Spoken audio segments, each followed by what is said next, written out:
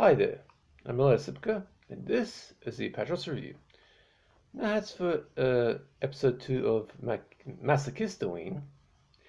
We take a look at a 1995 direct-to-video film called Mommy. Now you could pretty much consider this as a sequel of sorts to the 1956 thriller The Bad Seed, which I'll get into more later. Now this was directed and written by Max Allan Collins and produced by James K. Hoffman. It's a really low-budget film, by the way.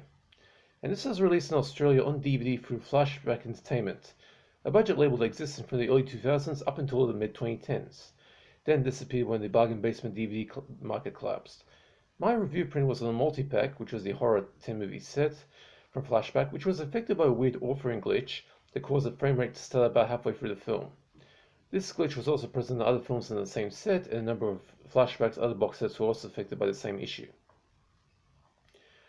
Now, the cast of this includes Patty McCormack, Rachel Lemieux, Brinker Stevens, Jason Miller, Michael Cornelison, Majel Barrett, Mickey Spillane, and Sergio Miller. Now for the story.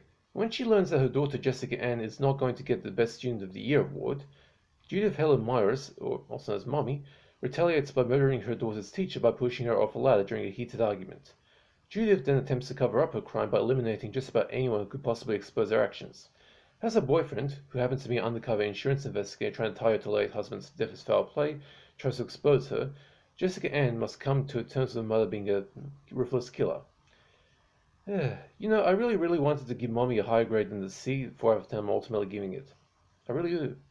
The amount of potential this low-budget flick had is truly off the charts. What we have here is a movie that was written and directed by Max Allan Collins, a writer by trade, who is most well known for his graphic novel The Road to Perdition, which was turned into that Tom Hanks movie.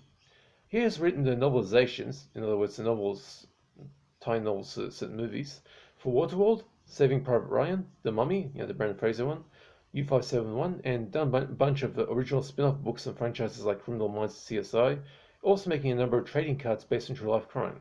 So this guy definitely has a long history of writing and also association with things involving crime. He's definitely a crime writer. Now, Collins shot this particular film in his hometown of Muscatine, which is in Iowa. And the cast he assembled for this, woohoo! We have here such legendary names like Majel Barrett, one of the legends from the original Star Trek TV series, who was also Gene Roddenberry's wife, and also the computer voice on USS Enterprise from various Star Trek franchises, in addition to being the voice of the automated railway detectives common in American Railroad radio channels. So her voice is still pretty much being heard around the American railways, even though she's been dead for years. Now the other cast includes Jason Miller, who was basically Father Damien from The Exorcist, Scream Queen Brinker Stevens in a rare acting role that doesn't involve her taking her clothes off, Collins' good friend Mickey Spillane, who was basically the legendary pulp thriller writer that created Mike Hammer, and of course the original Bad Seed herself, Patty McCormack. Now, for those who aren't aware of the connection, McCormack played Rhoda Penmark, an 11-year-old serial killer in the old-school badass thriller The Bad Seed, all the way back in 1956.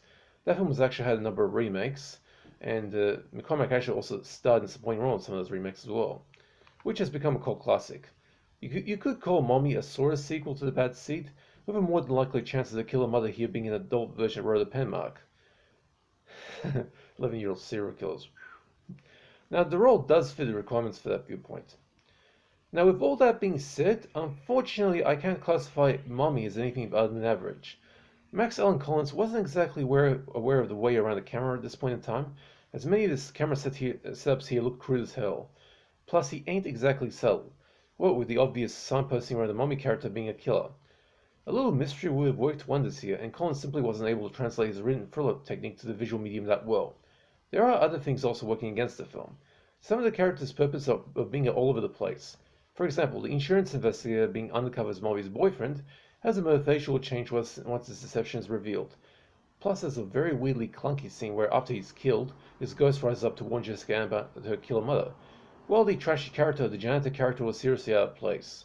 Mickey Spillane apparently did his role in this film as a favour to his friend.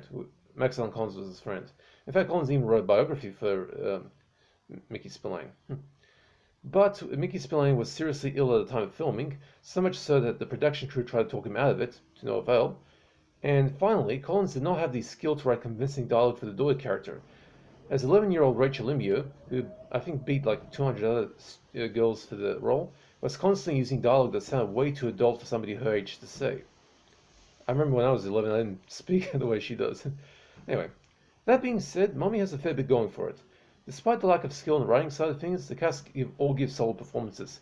Patty McCormack is still proving to be awesome, high-class, well-meaning, motherly villainy, and you could very easily think of a character here as an alternate version of a breakout role as Rhoda Penmark. Yeah, so basically I'm giving Mommy a C, 4 out of 10. It's average. But it's a very potentially awesome average, but it's just so amateurish. There was a sequel made like the next year, which was a lot better. Anyway, as for gore and nudity, neither of those here. One of the positives of Collins' approach here was that he was making a direct-to-video thriller that was extremely family-friendly. Interesting. This can very easily fit into a PG or PG-13 slot without compromising the effectiveness of the story. Collins played it safe with this one. So, pretty much how it's Halloween now. If you have kids, this movie could be good, scaring the little ones, but without going overboard with anything like nudity or gore stuff. So it's basically a family-friendly thriller. Anyway. Okay, that's it for this second part of Masochist-O-Ween. I've got 2 more reviews coming up, and I better get started on those. Okay. I hope you guys are staying safe. I don't do requests, but if you have any questions about films or DVDs and questions, generally just hit me on the comment section. I'll be happy to answer. Hope you guys are staying safe, take it easy, and enjoy your Halloween. See ya.